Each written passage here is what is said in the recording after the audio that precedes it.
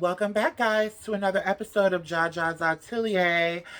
So let's just jump straight into these hot topics, honey, and all the fashion news. First, we're going to be talking about rapper and alleged, I use the word alleged very loosely, predator Bussy Boots, aka a Little Bootsy. Ugh, I cannot stand this man. I really cannot. So, on a recent interview on the Danza Project, the rapper talks about the importance of God and the importance of being a present father in your child's life. When it came to the subject, things took a little bit of a turn. Take a look. As a father, we gotta be more hands-on. We gotta be more hands-on with raising our kids and letting them know what's right. By the time they 16, you gotta be pushing people. You gotta be pushing. When they 15, you gotta start sending them to the movies with the girl. Because, if they gonna get blinded by what they see on TV and things like that. As dads, we gotta be a part of that. So,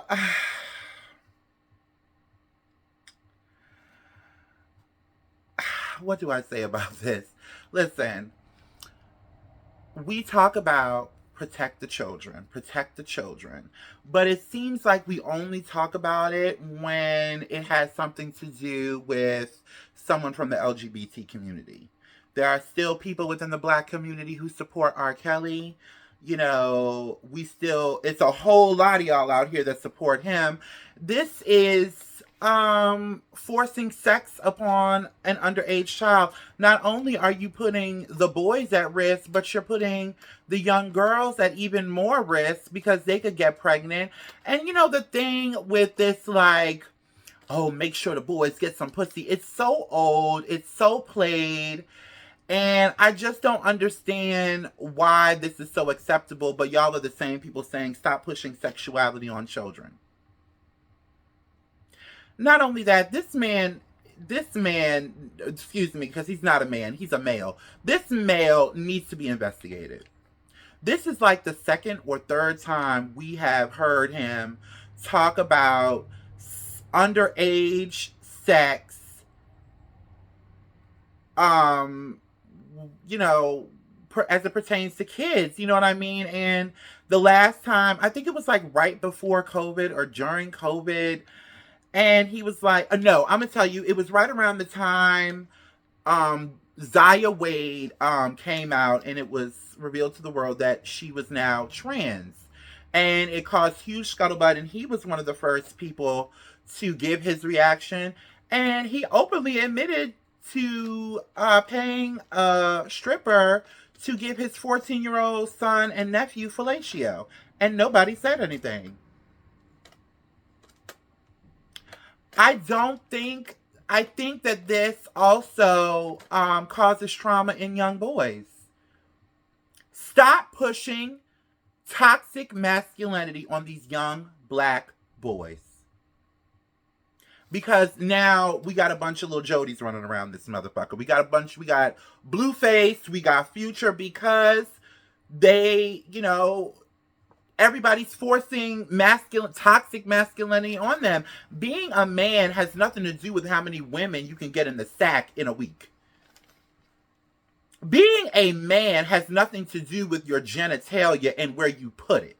Because a lot of you men are out here fucking every bitch that walks, and you do not know how to balance a checkbook. You're from single wide to double wide to home to apartment complex. You've never had your own place. You don't drive. You don't work. You are basically, a lot of y'all are basically walking dicks. Like, dicks with legs. Like, that's all you are. Stop teaching these boys that shit.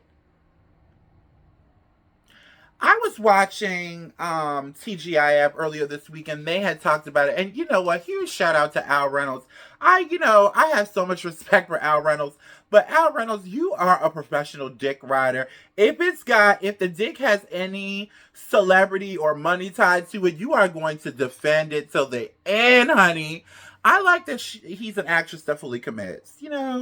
But Al sat up there on TGIF and he was talking about, oh, it is good that he was talking about being a good father and, he does need a reality show. Like, come on. This man is openly talking about sex with underage children or involving underage children. Not that he wants to have sex with underage children, but he's encouraging underage children to have sex. This should not be a topic for open conversation.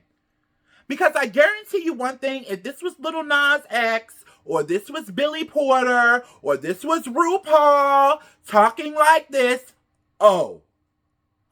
it'd be a whole fucking thing.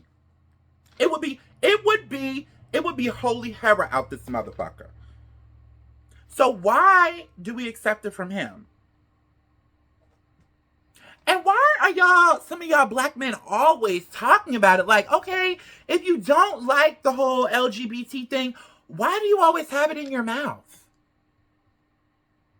Why? I am so tired of every time I get on the internet, it's this one coming out talking about the gays, and it's this one coming out and talking about the gays aren't worried about you.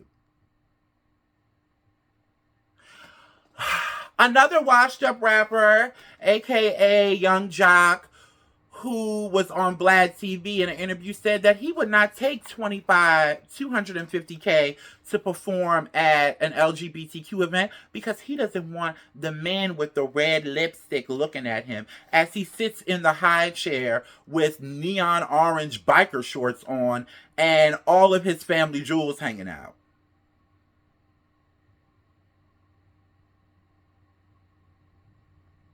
I peeped it. It wasn't a whole lot to peep, but I peeped it.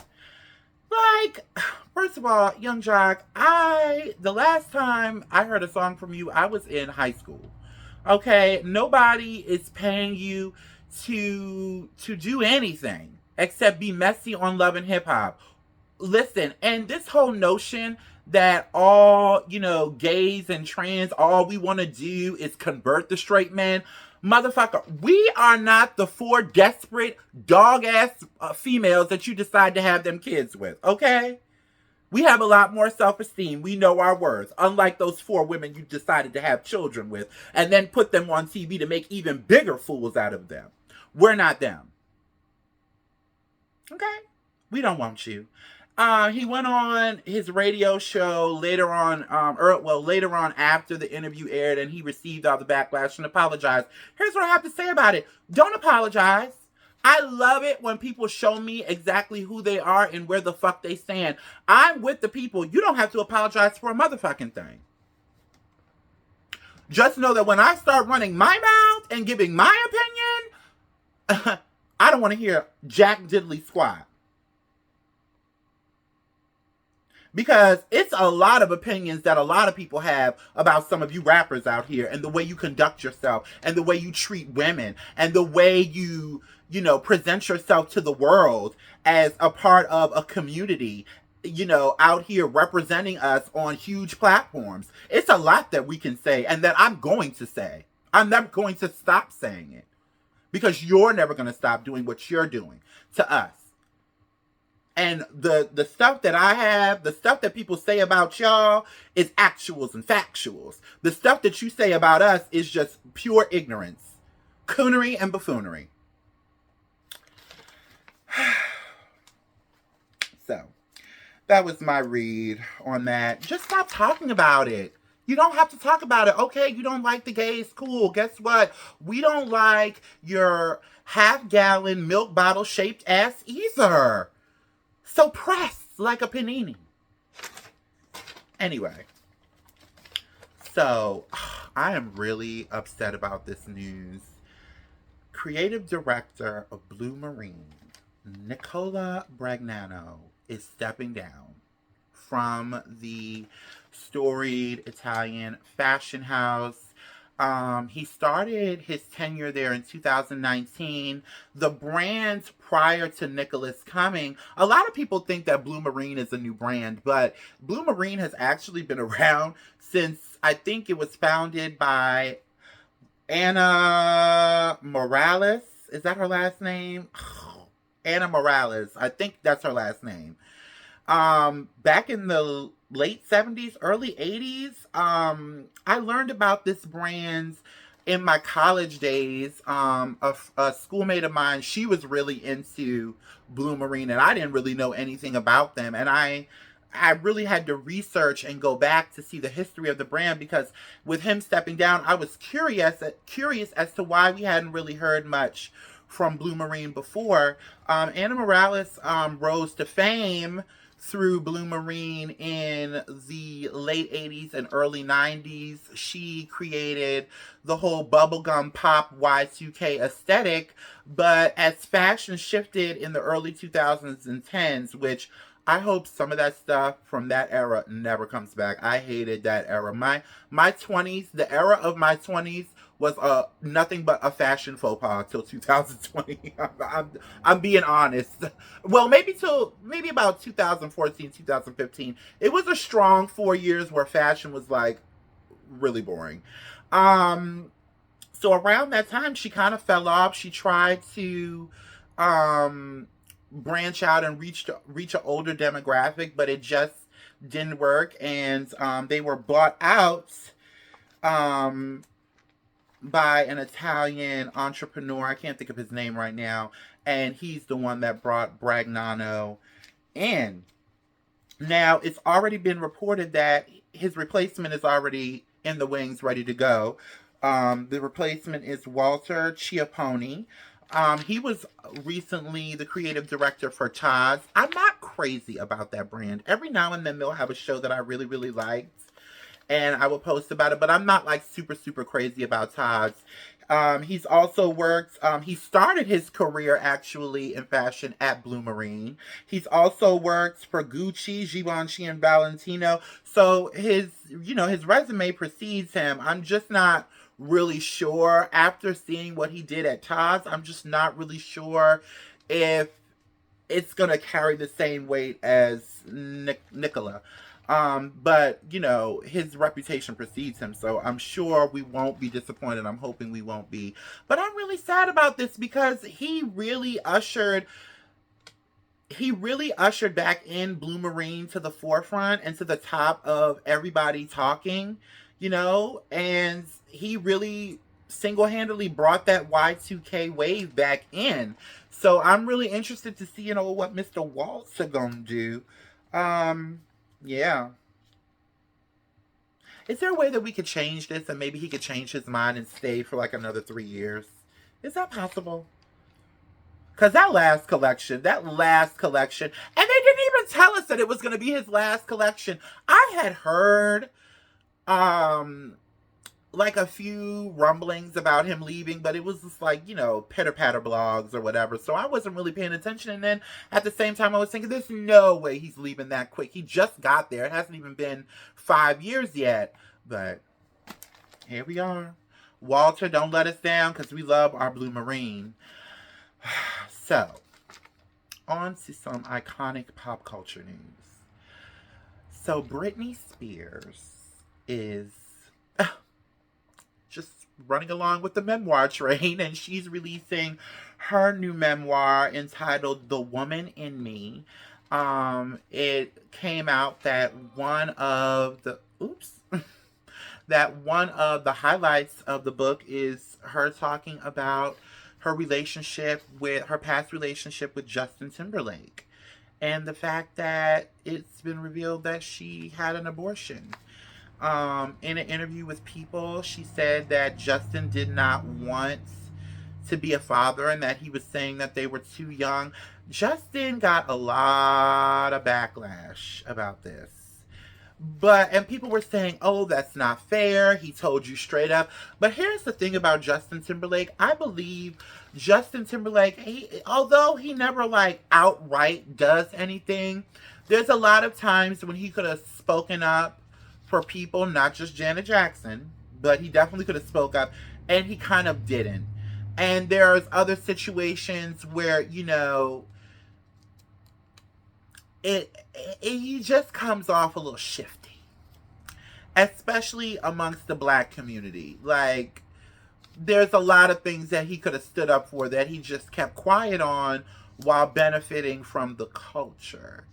And then, the Janet thing was pretty fucked up. So now to hear that another woman, especially somebody as beloved as Britney, is like, oh well, this happened to me, while I was with him. It just seems really really messy. I don't think that he's an evil person. I think that he was young and living his life, and he just didn't want kids. It's many men that get caught up in those situations and tell the girl, look, like I'm not ready for a child. Like, I'll give you the five. Like, go on down by the lake and do what you got to do. It's a lot of, it's not funny, but that's my term for it. I don't like to say going to the clinic. I like to say going down by the lake. So don't come for me. But yeah, it's a lot of men that in that position. I think it's just because that it's Justin Timberlake, and here we go again with Justin Timberlake, hurting yet another woman. So, and I saw a lot of people coming for poor Jessica Biel. She gets so much flack being married to that man. Poor thing. Um, And then a lot of people were comparing it to Jada Pinkett Smith. And I said I would never say that name again, but we're just using her because this is what people are saying. And the difference is, to me, this is a purging for Britney. I think Britney really, it's no telling what kind of torture the business drug her through as a kid. You got to think, when she came out, I think she was like 15 or 16, and she was again over sexualized from a young age, and this is the kind of stuff that happens. Whenever I hear a story about her, I often think about Michael Jackson, and I've heard stories that um, Michael Jackson was put in situations as a kid. Now, this is all alleged. This is just stuff that I've heard in the past. That he was put in situations with grown women when he was a young boy, and being forced into certain situations with grown women, which is what kind of made him kind of awkward in his adult years. And I believe it. I know men in my personal life and women in my personal life who might not have been sexually abused, but was just exposed to too much too soon. And it does affect kids for the long haul. It really does. So this is just one of those situations. I hope that we get to see Britney, even if she never makes music or never performs again. I would just love to wake up one morning and see that she's okay, she's happy, she's healthy. Cause she's an icon. Like, let's keep it real. The vocals, usually never vocals, but honey, she was that girl. She was pop's princess. We all of us grew up on Britney. We all know Britney Spears, one of the most recognizable faces in entertainment from the past 25 years. Absolutely. I just wish the best for her.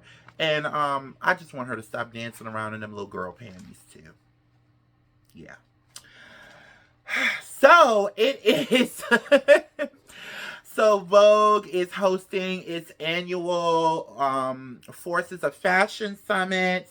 It's taking place this year. The iconic publication opened its offices also to Lucky fans so they could get an inside look. We saw Emily Ratajkowski, Enoki, Paloma, Marc Jacobs, Linda Evangelista. I really love watching this from the side. I would hope to one day be able to go in person. I really got to get out there more. Like, that's something I definitely need to work on. But watching it is really inspiring. They talk about like a whole host of things. It's not all business, but I do like the fact that they talk about problems within fashion, and they don't just address the problems, they also talk about possible solutions as well, and also how to build your brand, and the different ways to navigate the business. It's really a great tool. If you ever get a chance to watch it on their YouTube channel or on their website, I urge you to check it out if fashion is a career that you're looking to step into. So yeah, we'll see what else comes of that. Also, huge congratulations to Melita Baumeister, who won the CFDA Vogue Fashion Fund Award presented to her by none other than the icon Linda Evangelista. I love this New York based brand. The designer is a German born designer, but I've been noticing her for like the last 2 or 3 years now. I'm a huge fan. The way she structures her silhouettes, just it blows me away. I have a couple of her looks up here, and these aren't even like the best ones. Like, you've got to check her out. She's so fucking talented, so fucking dope. Also, huge congratulations to Anifa M, the founder and creative director of Hanifa, of fashion brands Hanifa. Um, Power to this black queen. She has been killing it with her collections. They're colorful, they're flirty, they're not sexual, honey. They're sensual. They're sensual, and she's just been making waves all through fashion. So many celebrities have worn her looks so far, but during New York Fashion Bridal Week, she debuted a bridal collection. And I thought it was absolutely gorgeous. It was soulful. You know, when it comes to bridal wear, um, black women, to me, in my personal opinion, we don't really have that one brand that really speaks to us on our wedding day. And I've seen a couple that's out there, but none really on this scale. I've heard so many people reposting this collection, so many people talking about it. There was something very soulful and just us about this collection. Like, I can see so many of my friends that have boyfriends. I'm like, okay, this one could definitely wear that on her wedding day, and this one could, I really love her. She seems so sweet and so humble. She recently just gave birth. She did her finale walk with her newborn baby girl in this beautiful red outfit. I just really, huge congratulations to you, bitch. Yes, I really love this collection. I really enjoyed it. Also, listen, I know you guys are probably tired of the fashion brands collabs, but this one is definitely one that I enjoy looking at. So, Jean Paul Gaultier is teaming up with iconic shoe brand Jimmy Choo to bring this collaboration collection. And for the ad campaign, who better than the iconic, honey? It's a lot of icons in this story. The iconic Kylie Minogue, the fucking dance queen. La la la la la la la la la. You know, right? So I really, huge shout out to them. I really thought the ad campaign was shot really beautifully, very nostalgic. I forgot who it was shot by. I was so busy looking at it, but yeah, huge shout out to them. Also, so it's been a great show, but I have to give 3 major birthday shout outs. First, happy birthday to a trailblazing, door opening icon, stylist, Vogue contributing editor, Gabriella Carifa Johnson. She's a huge inspiration to me. I would just love to have dinner with her and just pick her brain. One day it will happen, mark my words. I will not be in Virginia in this little atelier forever. I'm going to enjoy it while I'm here, but it's not forever. I would definitely love to pick her brain because she champions for us, people of color and people of different identities that aren't so favorable in mainstream. She champions for us. She's a voice and a face for us, and she represents us so well. Another birthday shout out, Kimberly Noel Kardashian Esquire. It is the lawyer, the business tycoon, the beauty icon's birthday. It's no secret that I love this woman. She just, listen, and it's not so much for the glam and the messiness of the show anymore. I am really interested in her equity business. I'm interested in how she schedules her time. Like, if people would stop hating long enough to really pay attention to how well-oiled of a machine she runs over there in Calabasas. She's definitely worth paying attention to. After all these years, to come from where she came from, it's Sunday afternoon. What can I say? It's sunny, it's nice. People are on the highway driving their motorcycles. What can I say? But she's definitely worth paying attention to. You can learn a lot from her. And lastly, the original, the big dick bitch. Dick up, titties at the top, dick at the bottom. She's been making us feel cozy and proud to be black. Black like that. Iconic mother. T.S. Madison. It's her birthday today. Listen, I remember T.S. Madison from years ago before I started my transition.